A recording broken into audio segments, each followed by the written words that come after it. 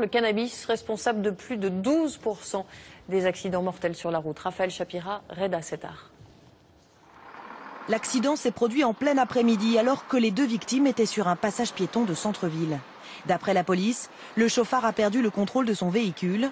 Des tests effectués par les enquêteurs ont montré qu'il avait fumé du cannabis. Pour les policiers, ces situations sont de plus en plus fréquentes.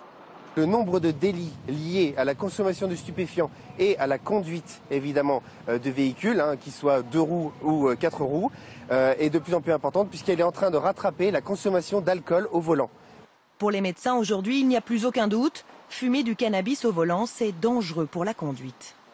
Le cannabis en lui-même altère la concentration, altère les réflexes, altère la vision latérale.